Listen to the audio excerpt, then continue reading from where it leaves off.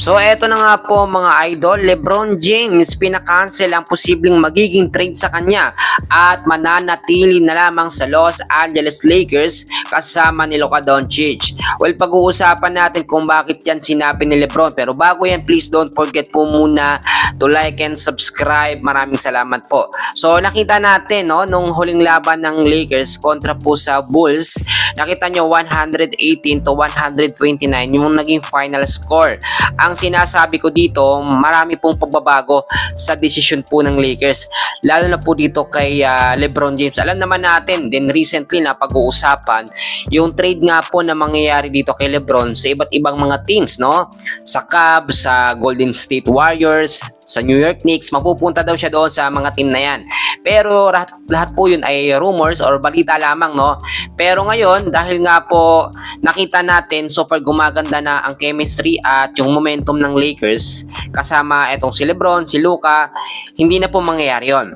Bakit? Ayon sa ilang mga update natin nakuha, mas gugustuhin na lamang mag-stay nito nga pong si LeBron James sa Los Angeles Lakers hanggang sa siya po ay magretiro. Alam nyo, tatak na ng Lakers etong si LeBron. At dahil din sa magandang performance na pinakita ni Luka Doncic, hindi na aalis etong si LeBron. Kasi bakit? Kapag umalis po si LeBron dito sa Lakers, ang mangyayari sa Lakers, mas lalong bababa yung standard nila o yung pagiging malakas na team nila. Mas mababawasan yung chance na magkampiyon ang Lakers kapag wala po etong si LeBron.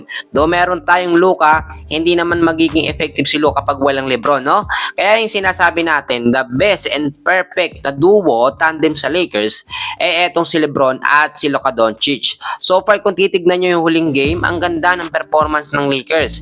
Sa starting five na lineup ni JJ Redick, consistent pa rin yung ginagamit si Jake LaRavia, LeBron James, DeAndre Ayton, Luka Doncic, at itong si Marcus Smart. Pero ang tindi, halos gumawa na naman ng panibagong record itong si Luka, which is nabigyan po siya ng 38 minutes of playing time.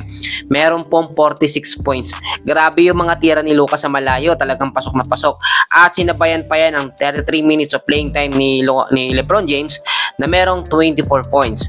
So ang sinasabi natin dito, na-amaze po itong si LeBron sa pinapakita ngayon ni Luka. At ayaw niyan dumating yung time na sila ay maging magkalaban. Nakikita nyo po yung punto natin. Kaya nga po itong si Luka Doncic, bago po siya mapunta sa Lakers, kinausap niya si LeBron at kinongratulates po at winelcome ni LeBron itong si Luka. Tapos ang mangyayari, itong si LeBron ay papayag magpa-trade. So hindi po yun pwedeng ganun ang mangyayari.